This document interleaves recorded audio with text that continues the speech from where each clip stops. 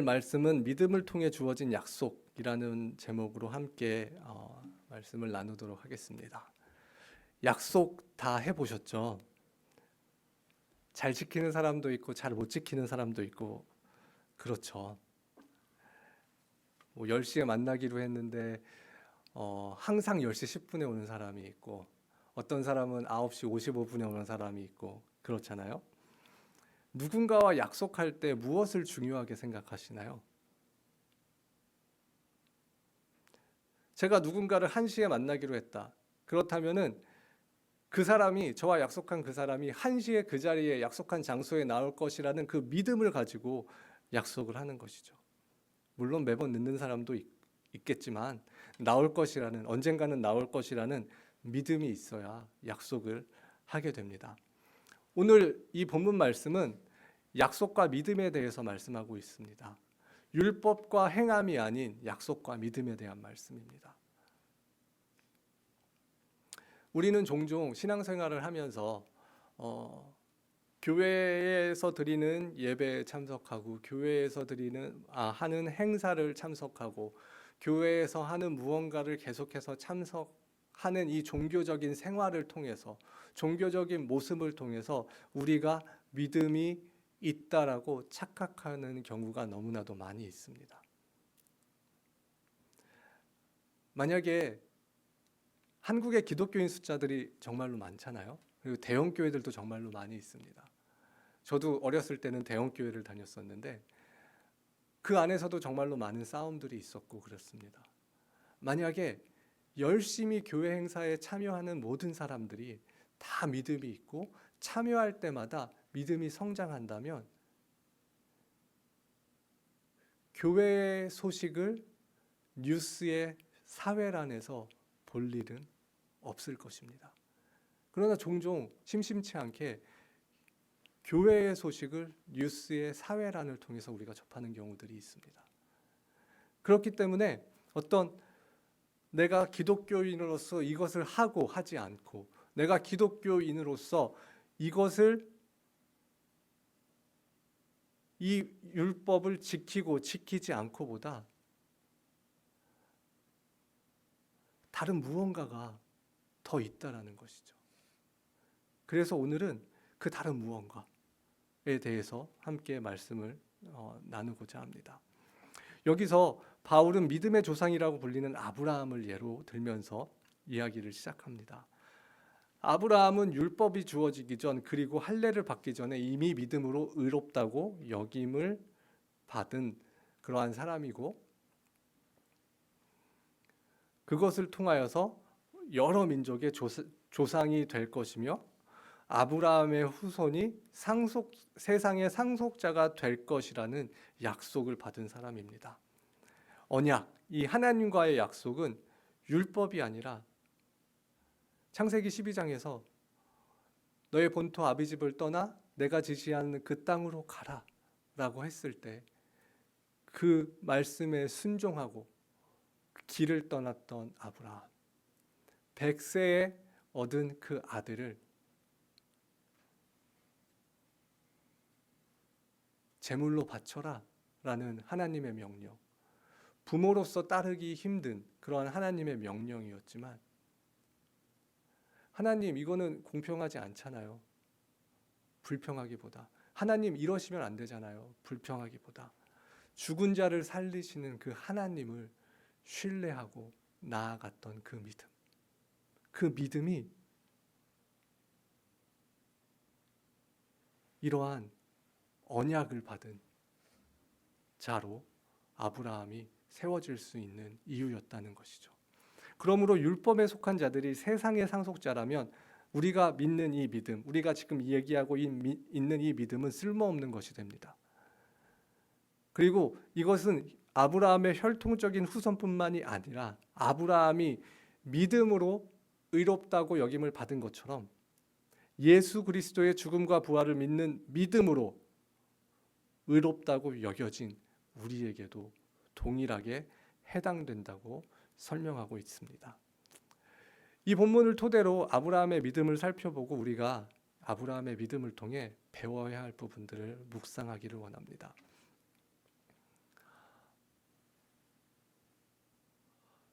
약속은 믿음으로 완성이 되는 것입니다.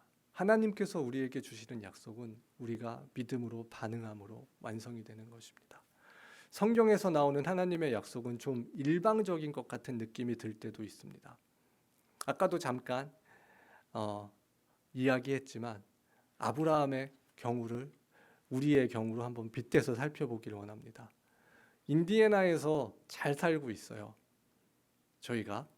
근데 뜬금없이 하나님께서 밤에 나타나셔서 저에게 뉴욕이나 LA나 살기 좋은 데 있잖아요. 아니면 플로리다나 그런 데 가라고 말씀하시는 것이 아니라 알래스카로 가라. 노스다코타나 사우스다코타 같은 데로 가라. 와이오밍으로 가라. 이렇게 말씀하신다면은 여러분은 어떤 반응을 보이시겠습니까? 제가요? 거기를요? 왜요? 지금이요? 라고 먼저 묻겠죠. 그러나 아브라함은 그 약속의 말씀을 믿고 순종하며 나아갔습니다. 그 내용이 창세기 12장 1절부터 4절에 있습니다. 제가 한번 읽어보도록 하겠습니다. 주님께서 아브라함에게 말씀하셨다. 너는 내가 살고 있는 땅과 내가 난 곳과 내 아버지의 집을 떠나서 내가 보여주는 땅으로 가거라.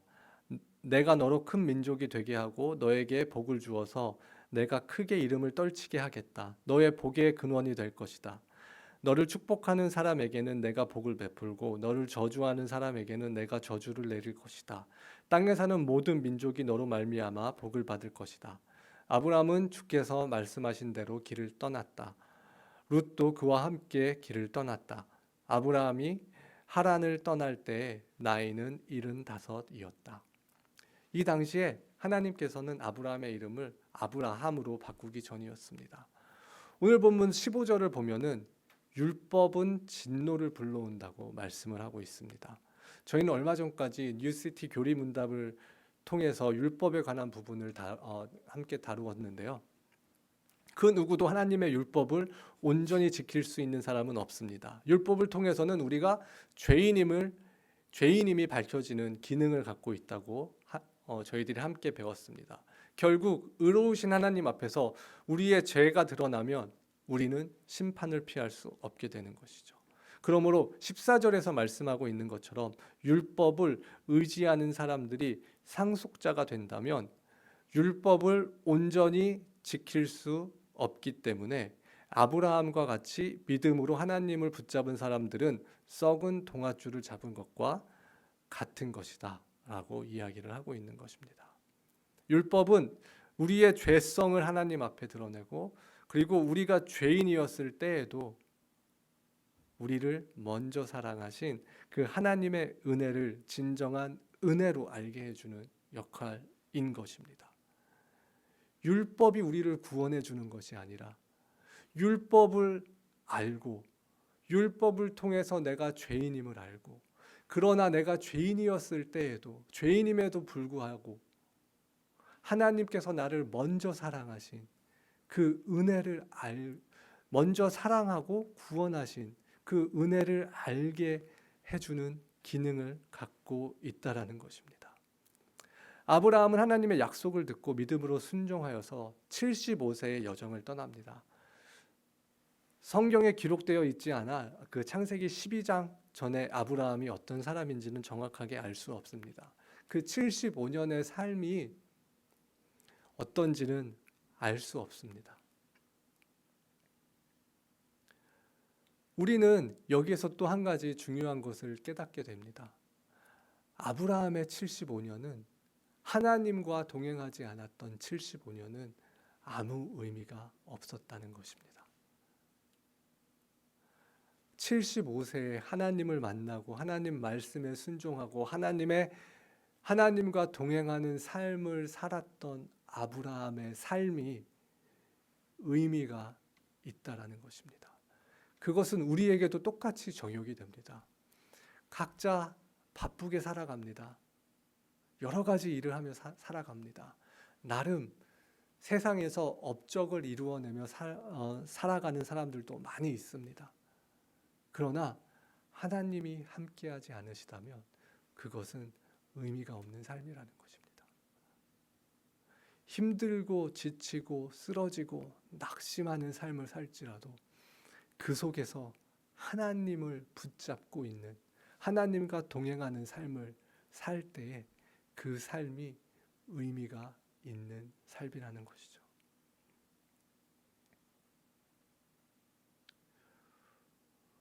그러나 아브라함의 경우를 보면 분명한 것은 어떤 삶을 살지는 알지는 못하지만 분명히 하나님의 말씀에 믿음으로 순종했다는 것입니다. 그리고 하나님의 약속에 순종하는 믿음이 하나님과의 관계와 신뢰를 온전히 세워가게 하는 것을 우리는 발견할 수 있습니다. 하나님 앞에서 의미 있는 삶을 산다는 것은 하나님을 믿음으로써 하나님과의 관계와 신뢰가 온전히 회복되어져 가는 그러한 삶이라는 것입니다. 여러분은 어떤 삶을 살고 계십니까? 하나님과의 동떨어진 삶, 상관없는 삶을 살고 계십니까? 아니면 하나님과의 관계가 회복되어지는 삶을 살고 계십니까? 오늘 본문 13절부터 15절에는 우리의 율법을 지키고자 하는 종교적인 행위로는 하나님 앞에 나아갈 수 없다는 것을 우리에게 알려주고 있습니다.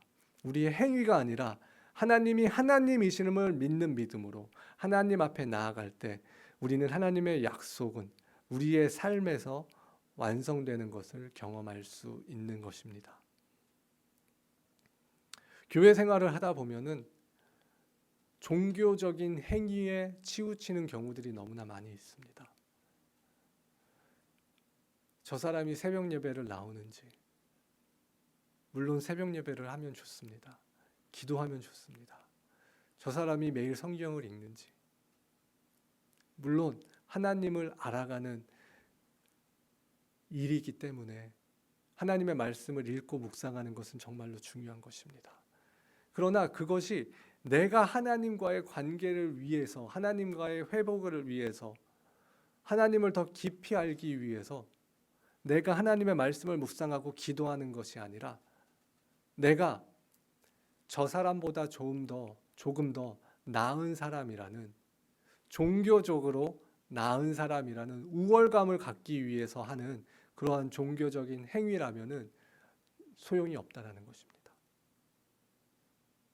저는 우리 교회에 계신 모든 성도님들이 종교 행위로서의 신앙생활을 하는 것이 아니라 진정 하나님과 동행하는 그 삶을 사시기를 진심으로 기도합니다.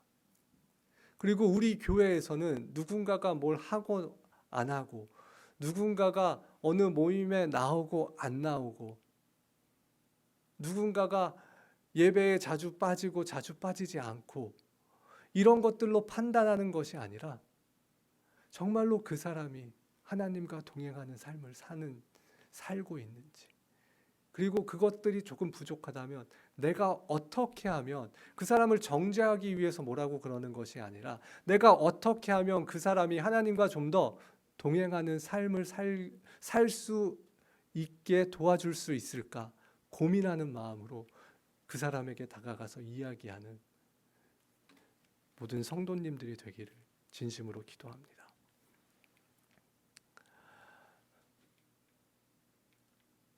그리고 우리는 아브라함의 믿음을 통해서 배울 수 있는 부분들이 있습니다. 16절에서 22절을 통해 약속의 상속자가 되는 유일한 길은 오직 믿음이라고 말씀하고 있습니다.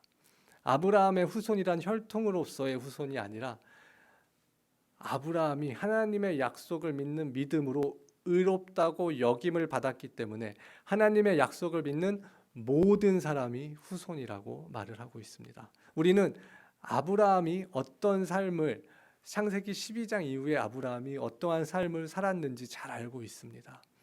아브라함이 하나님의 말씀에 순종하여 자신이 거주하던 것을 떠나고 이삭을 제물로 바치라는 그 부모로서 수용하기 무리한 요구에도 순종하는 모습을 알고 있습니다.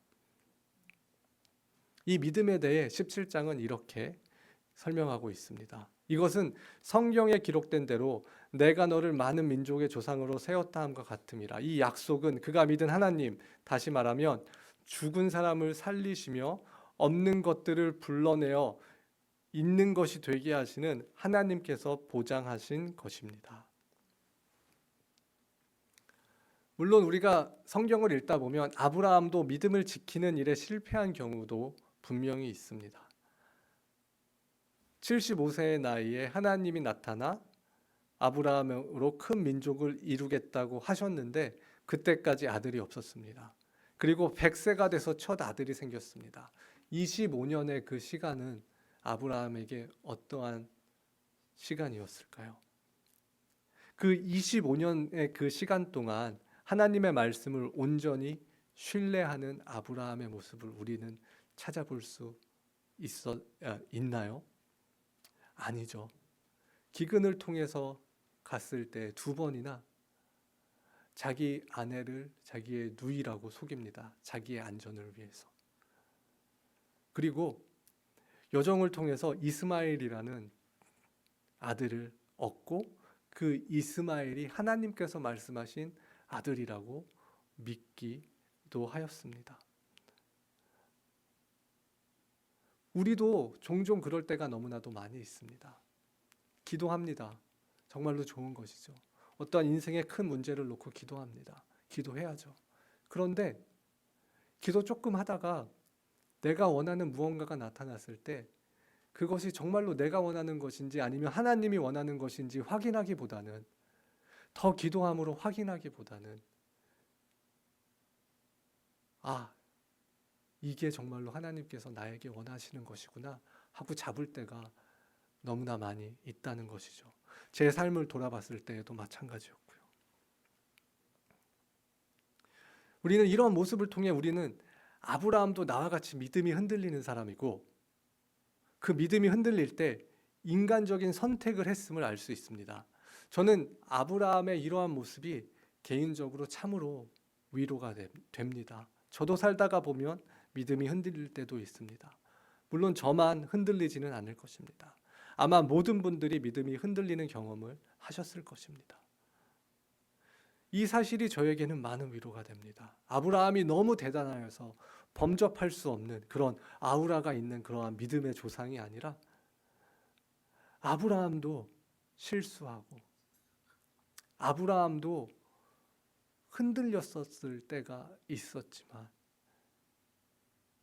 끊임없이 하나님을 놓지 않고 하나님의 말씀을 순종할 때 하나님께서 아브라함을 들어 쓰신 그 사실을 통해서 저에게 많은 위로가 되는 것이 사실입니다.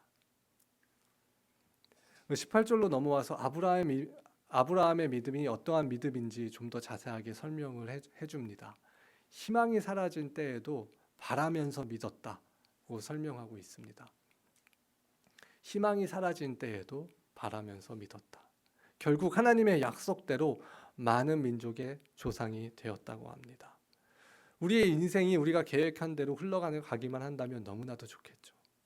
물론 그렇게 된다면 아마 하나님을 믿을 필요가 없다고 생각을 할 것입니다. 그래서 그런지 인생의 성공을 이룬 사람들이 믿음을 갖는다는 것이 저희같이 평범한 사람들이 믿음을 갖는 것보다 더 어려운 때가 있는 것을 볼 수가 있습니다. 자기 힘으로 모든 것들을 다 이루어냈기 때문에 그 누군가 절대자의 도움이 필요가 없다라고 생각을 할 수 있는 것이죠. 아브라함과 같이 우리 눈에 희망이 사라진 때에도 바라면서 믿는 믿음, 희망이 사라진 때에도 바라면서 믿는 믿음은 무엇일까요? 하나님께서 우리의 경험과 논리를 뛰어넘는 분이시라면 우리 믿음 역시 우리의 경험과 논리를 뛰어넘을 수 있어야 합니다. 아브라함은 바로 이 자신이 살아온 자신의 삶 속에 자신이 경험하였던 그 모든 것과 그 논리를 뛰어넘는 믿음을 보여주었습니다. 이 경험과 논리를 뛰어넘는 믿음이 바로 희망이 사라진 때에도 바라면서 믿는 믿음이며 지금 우리가 품어야 하는 그러한 믿음입니다. 여러분의 믿음은 어떠한 믿음입니까? 경험과 논리 안에 갇혀 있는 믿음입니까? 아니면 경험과 논리를 뛰어넘으시는 그 하나님을 믿음으로써 나의 경험과 논리를 뛰어넘는 믿음으로 나아가고 계십니까? 우리의 믿음이 우리의 경험, 우리의 제한된 경험과 지식과 그 논리를 뛰어넘는 그러한 믿음이 되기를 소망합니다. 그리고 사도 바울은 여기서 칭의라는 단어를 사용합니다. 칭의라는 단어는 의롭게 여김을 받는다. 원래는 의롭지 않지만 의롭게 여겨준다라는 의미입니다. 사도 바울은 하나님을 믿음으로 의롭게 된 아브라함과 예수 그리스도를 죽은 자 가운데에서 살리신 그 하나님을 믿는 우리와 연결시킵니다. 23절과 24절입니다. 그가 의롭다는 인정을 받았다 하는 말은 아브라함만을 위하여 기록된 것이 아니라 하나님께서 의롭다고 여겨주실 우리, 곧 우리 주 예수를 죽은 사람들 가운데서 살리신 분을 믿는 우리까지도 위한 것입니다. 결국 13절에서 말씀하고 있는 믿음의 의로 세상의 상속자가 된 아브라함과 그의 자녀들에게 대해서 설명해주고 있는 것입니다. 아브라함과 함께 세상의 상속자가 되는 사람들은 결국 예수 그리스도를 죽음에서 일으키신 하나님을 믿는 우리라는 것입니다. 아브라함에게 주어진 은혜가 결국 우리가 누리는 은혜가 된다는 것입니다. 우리의 삶을 되돌아보면 믿음이 흔들릴 때도 정말로 많이 있습니다. 확신이 없을 때도 분명히 있습니다. 이러한 모습을 율법의 관점에서 본다면 우리는 믿음이 없는 사람이고 구원받지 못할 죄인입니다. 그러나 하나님께서는 때로는 흔들릴지라도 하나님을 붙잡을 수 있는 믿음, 희망이 사라져도 바라면서 믿는 믿음을 가진 우리를 의롭다고 여겨주시는 것입니다. 이 칭의의 은혜가 바로 우리를 지금 하나님 앞에 설 수 있게 해주는 것입니다. 그리고 이 칭의의 은혜가 우리의 삶을 가득 채우고 있음을 하나님과의 동행하는 삶을 통해서 우리는 매일 배워가고 있는 것입니다. 지금 우리는 사순절을 보내고 있습니다. 우리의 죄를 대신 짊어지시고 십자가의 고난의 길을 가신 예수님을 묵상하는 그러한 기간입니다. 우리는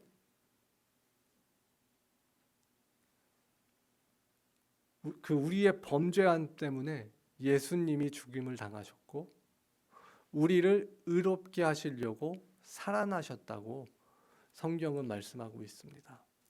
결국 사순절도 칭의의 은혜로 가는 길이라는 것입니다. 그러므로 고난만 우리 앞에 있는 것이 아니라 십자가의 고난만 우리의 인생 앞에 있는 것이 아니라 그 칭의의 은혜가 우리 앞에 있음을 기억하길 원합니다. 사순절 두 번째 주일을 보내며 칭의의 은혜를 묵상하며 하나님과 동행하는 삶을 사시기를 원합니다. 확신이 있을 때는 무언가를 믿는다는 것은 쉬울 수 있습니다.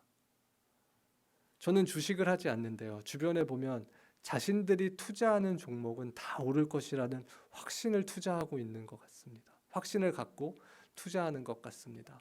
물론 그 확신이 배신할 확률이 더 높다라는 그 체감적인 그런 통계가 있는 것 같은데요.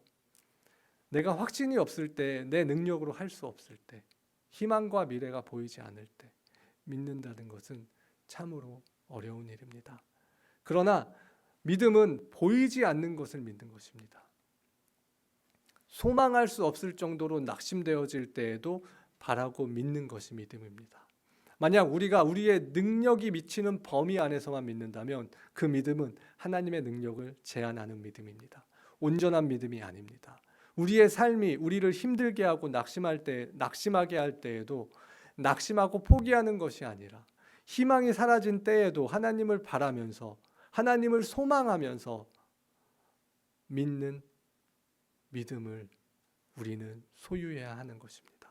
그리고 그 믿음을 통해 하나님이 약속하신 이 세상의 상속자로 사시는 저와 모든 성도님들이 되시기를 축복합니다.